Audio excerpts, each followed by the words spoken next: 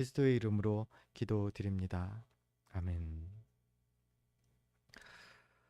우리가 지난 시간 14장, 민수기 14장 말씀을 봤는데 대충 이런 얘기였죠. 12정탐꾼들이 가나안 땅, 약속의 땅을 정탐했다.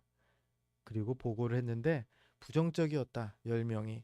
그리고 백성들은 2명의 긍정적인 그 반응, 거기에 동조하는 것이 아니라 10명의 부정적인 반응에 동조하고 모세와 하나님을 원망했죠. 그리고 하나님께서 그들을 내게 심판을 내리십니다.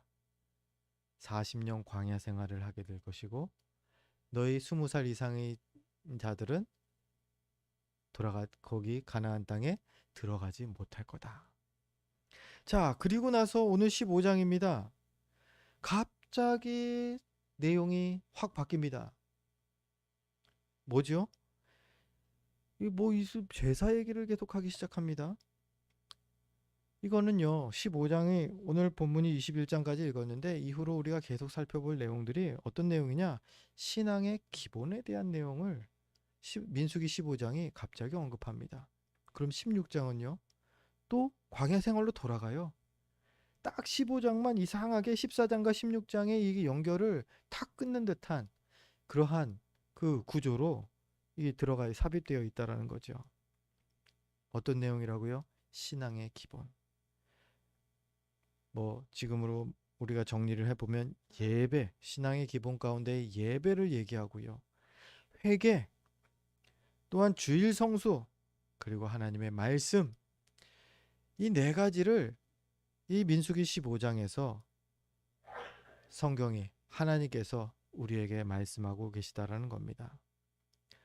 특히 지금 이 민수기가 어떤 내용입니까? 우리가 큰 제목이 광야 훈련소였죠. 광야에서 하나님께서 자기 백성으로 이들을 준비시키는, 훈련시키는 그 시기가 바로 지금입니다.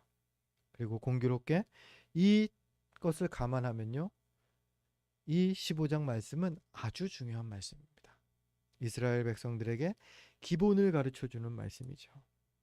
이제 이 보통 기본이 아주 중요하다라는 걸 우리가 잘 압니다. 축구 국가대표, 대단한 선수들 많죠. 예, 축구 국가대표들도 그렇지만요. 조기 축구해 나가는 그 선수들 똑같이 중요한 게 기본입니다. 연습할 때, 훈련할 때 기본은 항상 해야 한다라는 거예요. 아무리 저기 유명한 프로 선수라도 기본을 소홀히 하면 이 뿌리가 흔들려 버리죠. 성장에 한계가 생긴다라는 거예요. 기본은 중요합니다. 물론 믿음의 기본도 아주 중요하다라는 겁니다. 아, 나는 10년 신앙생활 했으니까 20년, 아니 나는 수십 년을 신앙생활 해갖고 나는 웬만한 건 다 알아. 아니요, 그런 거 없어요. 목살에서 다 알아. 아니요, 목살에서 다 잘해. 아니요. 항상 깨어서 두렵고 떨림으로 우리 구원을 이루어야 됩니다. 어떻게요? 기본에 충실함으로. 기본이 흔들려 버리면요, 다 무너져 버리는 거예요. 오늘 하나님께서는 그래서 이 이스라엘 백성들에게 기본을 얘기합니다. 그런데 그 대상이요, 우리가 눈여겨봐야 됩니다. 지금 14장에서 말씀 나눴지만은 이스라엘 백성들이 하나님께서 올라가라 했는데 순종하지 않고서 원망만 하고 불순종하다가 하나님께서 징계를 내리시죠. 너희들 이제 올라가지 마. 너희들은 이제 광야로 나가라. 광야로 나가라고 명령이 바꾸셨습니다. 그런데 그때서야 백성들이 올라가겠습니다 하면서 떼쓰면서 올라갔습니다. 불순종한 거죠. 그리고 그 전쟁에서 이스라엘 백성들은 아말렉에게 패합니다. 오늘 하나님은 이렇게 패배한 이스라엘에게 지금 신앙의 기본을 말하고 있습니다. 그리고 그 첫 번째가 오늘 본문 21절까지 내용에 기록되는 예배입니다. 구약 시대의 제사를 막 너무 세부적으로 쫙 열거하고 계시죠. 이 구약의 제사가 오늘의 이 시대의 예배 아닙니까? 그런데 이게 조금 이상합니다. 어떻게 이상하냐? 지금 하나님의 이 말씀을 듣는 사람들이 대상이 누구라고요? 실패한 이스라엘 백성들? 이라고 생각한다면은 우리가 잘못 오해하는 것이고요. 성경을 해석하기가 어려워집니다. 왜냐면요. 이 출애굽 1세대들은요. 하나님께서 이미 말씀하셨어요. 너희는 그 땅에 못 들어갈 거야. 너희들은 너희들이 얘기한 그대로, 너희들이 말한 그대로 내가 광야에서 죽게 하겠다. 이미 심판을 선언하셨죠. 그런데 지금 이 내용을 보면요. 이런 2절 말씀, 오늘 본문 2절 말씀인데 우리 2절 말씀 같이 한번 읽어볼까요? 본문 2절 함께 읽습니다. 이스라엘 자손에게 말하여 그들에게 이르라. 너희는 내가 주어 살게 할 땅에 들어가서. 아멘. 지금 이제 제사에 대해서 쭉 21절까지 열거되는데 이거를 언제 하느냐? 너희들이 광야로 나가서 해라가 아니라는 거예요. 너희들이 내가 주어 살게 할 땅, 약속의 땅 가나안에 들어가서 이렇게 나에게 제사를 드려라 라고 말씀하시는 거죠. 즉 40년 이후 광야 생활이 다 끝난 다음 40년이 지난 후에 이렇게 제사를 드려라 라는 거를 지금 말씀하시는 거예요. 그래서 그 후에 내용을 보면 그런 게 나옵니다. 포도주를 가지고 포도주를 뭐 한 흰을 갖고 와라. 한 흰이라는 것은 우리가 생각하는 것보다 훨씬 많더라고요. 36리터? 엄청난 양이죠. 네. 이런 그 한 흰은 뭐 이렇게 갖고 와서 뭐 하고 고운 가루를 갖고 와라. 고운 가루는 무슨 가루겠어요? 농사를 지어서 얻은 곡식을 빻아서 얻은 가루겠죠. 기름, 이 기름이라는 것은 이 제사에 쓰는 기름은 감람나무, 즉 올리브 나무, 올리브 열매를 짜서 만든 올리브유를 말합니다. 이런 걸 갖고 와서 이걸로 제사를 드리라는 겁니다. 짐승만 가지고서 제사 드리는 게 아니래요. 이게 무슨 말입니까? 이스라엘 백성들이 지금 드리고 싶어도 드릴 수 없다라는 거예요. 광야에서 우리가 이렇게 드리겠습니다 한다고 해서 드릴 수 없는 재료들인 거예요. 포도주가, 고운 가루가, 그리고 올리브유가. 이런 것들은요, 모두 농사를 지어야 얻을 수 있는 것들이에요.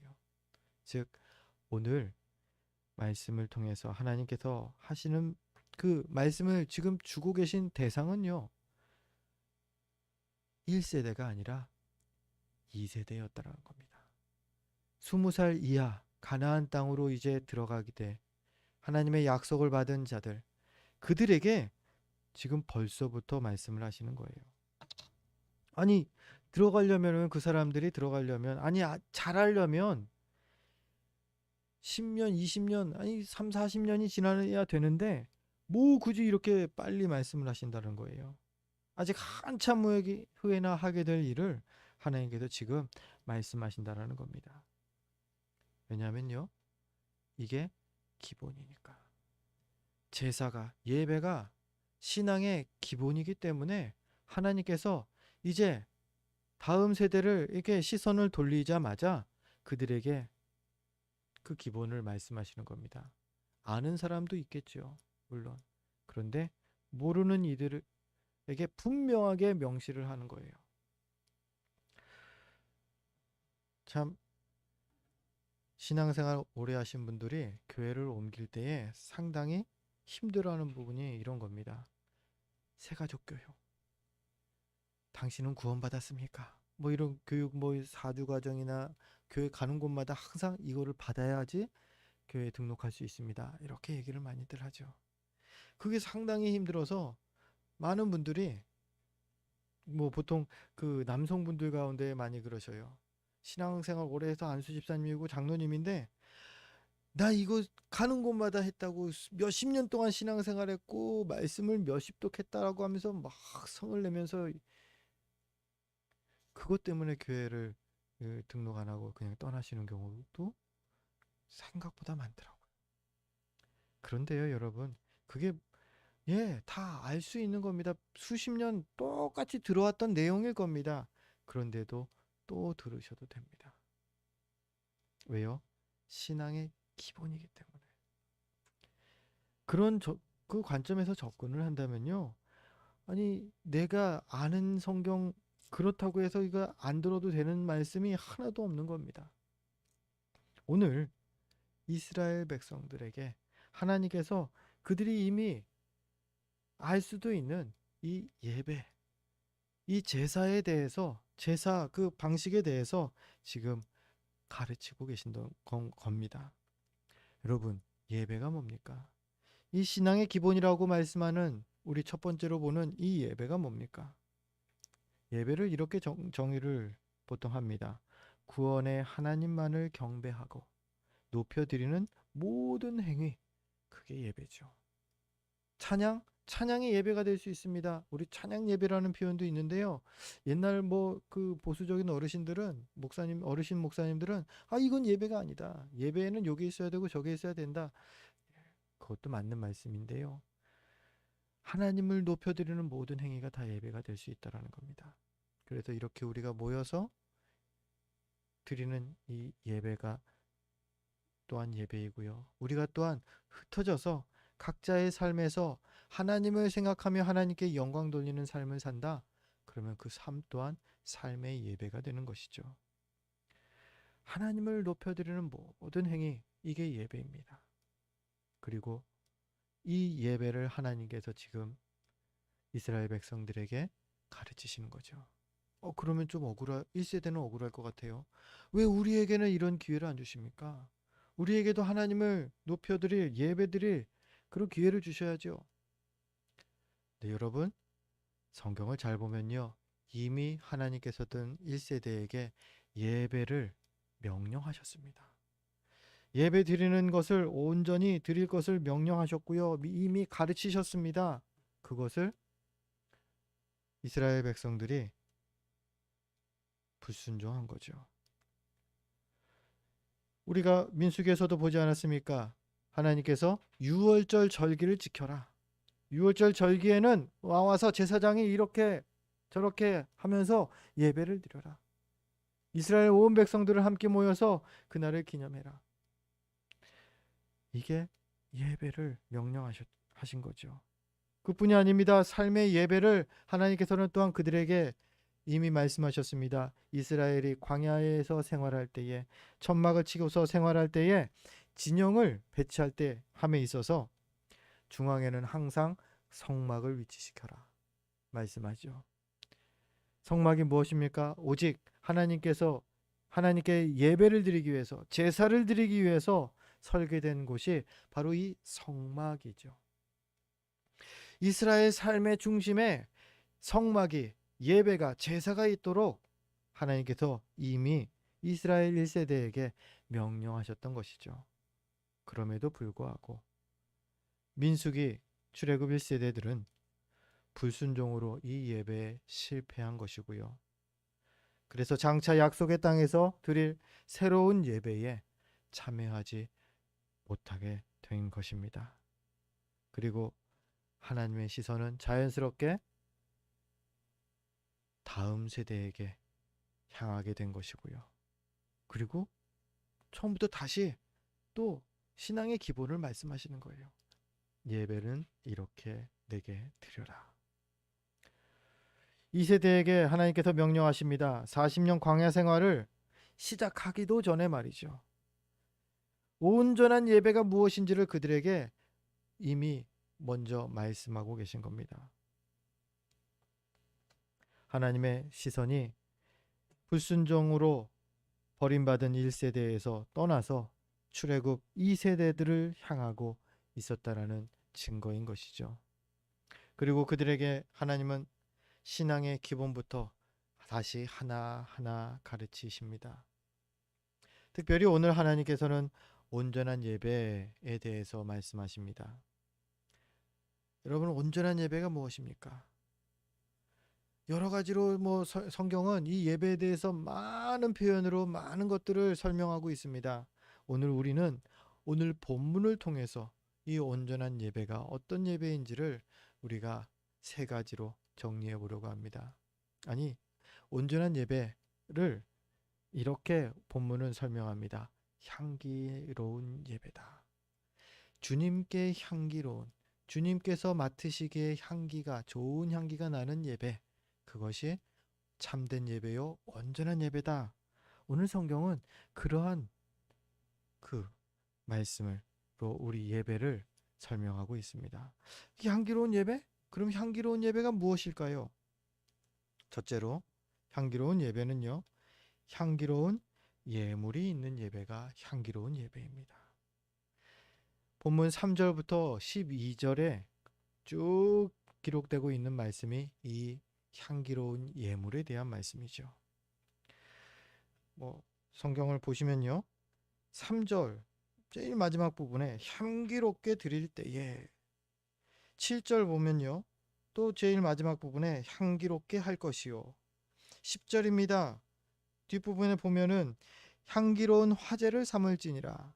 13절입니다. 누구든지 본토 소생이 여호와께 향기로운 화제를 드릴 때에는. 14절이죠. 이 뒷부분에 여호와께 향기로운 화제를 드릴 때에는, 그냥 화제요, 그냥 하나님께 예물을 드린다라는 표현이 아니라 계속 향기로운이라는 표현을 씁니다. 하나님께서 맡으시기에 향기로운 예물, 이것이 향기로운 예배라는 것이죠. 향기롭게 하나님께 드리는 예물, 향기로운 예배. 그러면 어떤 예물을 어떻게 드리는 예물이 향기로운 예물일까요? 준비된 예물이 향기로운 예물입니다. 예전 어르신들이 그랬던 거죠. 많이들 기억하실 겁니다. 헌금을 드릴 때에, 여러분, 빳빳한 돈 10,000원짜리는 11,000원입니까? 막 찌그러진 돈은 9,000원입니까? 아니죠. 다 10,000원짜리죠. 10,000원의 가치가 있죠. 그런데 예전 어르신들은 항상 지폐를 다림질까지 해서 헌금으로 드렸다는 얘기를 들었습니다. 굳이 수고하면서 11,000원이 되는 것도 아닌데 그렇게 다림질을 해서 빳빳한 돈을 하나님께 드리겠다고 드렸습니다. 뭡니까? 그거는 너무 귀한 마음이라 생각을 합니다. 왜요? 중심을 하나님께 드리는 거니까. 내가 이만큼 내가 이 중심을 하나님께 드립니다. 그러한 표현이기 때문에 이건 너무나 귀하다 생각을 합니다. 굳이 그렇다고 지금 우리가 다림질해서 드리자라는 얘기는 절대 아닙니다. 중심을 하나님께서 기뻐하신다. 준비된 예물을 하나님께서 기뻐하신다라는 겁니다. 얼마나 그걸 위해서 그 전날, 그 전전날 다림질까지 하고 그것을 잘 보관하느라 노력하고 하겠습니까? 근데 요즘 시대는 참 그게, 이 중심을 담는 수고를, 이 준비된 예물이 참 어려운 것 같습니다. 하지만 하나님께서는 준비된 예물을 기뻐하십니다. 사무엘상 16장 7절에 이렇게 하나님의 그 성품을 말씀합니다. 사람은 외모를 보거니와 나 여호와는 중심을 보느니라. 다 아셔요, 하나님께서 우리 중심을. 지금 그 예물에 대해서, 헌금에 대한 얘기가 나왔기 때문에 말씀을 나누는데, 하나님께서 이렇게, 어떤 분들은 이렇게 생각할 수 있어요. 하나님이 내 중심을 아시니까, 하나님 내 상황 아시죠? 하나님, 그냥 나중에 제가 이만큼 벌면은 저만큼 드릴게요. 하나님이 진짜 다 아십니다. 마음만 들여도 하나님이 다 아실 거 아닙니까? 아니요. 다 아시긴 아는데요. 그게 좋은 마음을 하나님께서 그렇게 아시는 게 아니라는 겁니다. 왜요? 마음만, 하나님, 제 마음은 아시죠? 마태복음 6장 21절에서 예수님께서 이런 말씀하시죠. 내 보물이 있는 그곳에는 내 마음도 있느니라. 이 말을 반박할 수가 없어요. 아무리 반박하려고 노력해도 마음은 아시잖아요. 내 마음은요, 정말 하나님께 정말 전심으로 나아가는 겁니다. 아무리 그렇게 얘기를 해도요, 이게 가능하겠냐고요. 하나님께 예물을 드리지 않는 그 모습이 하나님 앞에서 온전한 마음일 수가 없다라는 겁니다. 많이 드리라는 얘기가 아니에요. 하나님께서는 작은 예물이라도 가지고 나오라는 말씀인 겁니다. 이게 뭔데요? 이게 내 중심이 담기는 것이기 때문에, 재물이 나의 우상이 아니다라는 고백이 우리의 헌금입니다. 다른 의도가 아니에요. 하나님이 돈이 궁하셔서 헌금을 내라고 하시는 거겠습니까? 아니죠. 하나님이 어떤 방법으로든 주님의 교회를, 주님의 그 백성들을 먹여 살릴 그 능력이 없으시겠습니까? 우리가 오해하지 말아야 한다는 겁니다. 준비된 예물, 우리 추수감사주일 헌금 봉투를 꽂아놨습니다. 다음 주에 감사의 헌금을 다음 주에 드려도 되는데요. 감사 헌금 드릴 분들은 오늘 봉투를 챙겨 가셔서 집에서 거기다가 담아서 감사의 제목도 써보고 다음 주에 헌금을 드리는 거, 그것을 권유해 드립니다. 하나님은 준비된 예물을 기뻐하신다라는 겁니다. 두 번째로요, 즐거이 드려야 한다라는 겁니다. 이런 경우가 있습니다. 남을 진짜 내가 희생해서 도와줍니다. 도와주면서 막 궁시렁궁시렁 투덜투덜 불평하면서 도와줍니다. 그러고 나니까 도와주고도 나중에 욕을 먹는 그런 사람이 있지요. 하나님께 예물을 드리면서요, 정말로 허투루 쓸 수 없는 그러한 예물들을 드리면서 주님께 우리의 믿음으로, 기쁨으로 드리지 못한다면요, 속으로는 투덜투덜대면서 불평하면서 아까워한다면요, 당연히 마음이 담기지 않은 예물이지 않겠습니까? 하나님이 이것도 아신다는 거겠죠. 이건 주님이 기뻐하시는 향기가 절대 될 수가 없는 거죠. 시편 110편 3절에서 즐거이 행하는 것이 왜 중요한지를 이렇게 기록하고 있습니다. 우리 시편 110편 3절 말씀, 성경의 주보에는 안 나오네요. 제가 읽겠습니다. 주의 권능의 날에 주의 백성이 거룩한 옷을 입고 즐거이 헌신하니 새벽 이슬 같은 주의 청년들이 주께 나오는도다. 즐거이 헌신한다. 주의 날에 즐거이 헌신할 때에 하나님께서 어떤 일을 행하십니까? 새벽 이슬 같은 청년들이, 다음 세대들이 온전히 성장하며 일어난다라는 겁니다. 그렇습니다. 주님은요, 즐거이 봉사하는, 즐거이 주님을 섬기는 손길을 기뻐하시고요, 그러한 헌신하는 그 손길들을 통하여, 그 사람들을 통해서 하나님의 큰 일을 이루어 가신다라는 겁니다.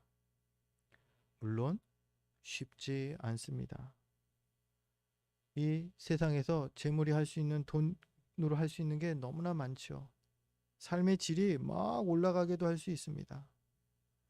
그래서 이게 처음부터 잘 되지 않습니다. 헌금 생활이 신앙생활에서 가장 큰 고비 아닙니까? 그런데요, 여러분, 그렇다고 해서요, 어쩔 수 없지라고 포기하지는 마십시오. 아직 이 헌금 생활이 안 된다면요, 힘써 보시기 바랍니다. 훈련을 하는 겁니다. 이스라엘 백성들이 광야 훈련을 지금 하듯이 말이죠. 그럼 주님께서 우리 마음을 어느 순간인가 즐거이 또 준비된 예물로 드릴 수 있게 우리를 변화시켜 주실 것입니다. 이 헌금이 주님께서 받으시기에 향기로운 예물이, 우리의 헌금이 그러한 예물이 되기를 소원하고요, 그렇게 향기로운 예배가 되기를 소원합니다. 그리고 이 두 번째로요, 향기로운 예배는요, 차별이 없는 예배여야 한다라는 겁니다. 본문 14절 말씀인데 우리 성경을 보면서 14절 말씀 같이 한번 읽겠습니다. 함께 읽습니다. 너희 중에 거류하는 타국인이나 너희 중에 대대로 있는 자나 누구든지 여호와께 향기로운 화제를 드릴 때에는 너희가 하는 대로 그도 그리할 것이라. 아멘. 향기로운 화제를 드릴 때에 누가 그것을 드려야 한다라는 겁니까? 누구든지요. 이스라엘 백성들은 선민인 의식에 사로잡혀서 자기들 외에는 누구도 하나님께 나아갈 수 없다. 하나님께 예배드릴 수 없다라고까지 나중에는 선언하게 되는데요. 하나님께서 말씀하시는 건 그게 아니다라는 겁니다. 누구든지 차별이 없는 제사를, 향기로운 화제를 하나님께 드릴 수 있다. 그것을 허락한다. 분명히 명시하고 있는 거죠. 누구에게나 차별 없는 예배. 그게 하나님께서 받으시는 향기로운 예배인 것이죠. 그런데 예배에 담을 쌓는 이들이 있다라는 겁니다. 종종 설교 가운데에 인용했던 말씀인데요.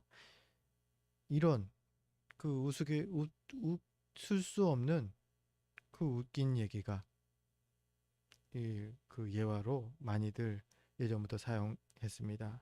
미국의 그 전통적인 교회들이 요즘도 그렇대요. 인종차별이 좀 심했습니다. 그래서 교회들도 백인 교회가 따로 있고요, 흑인 교회가 따로 있었다라는 겁니다.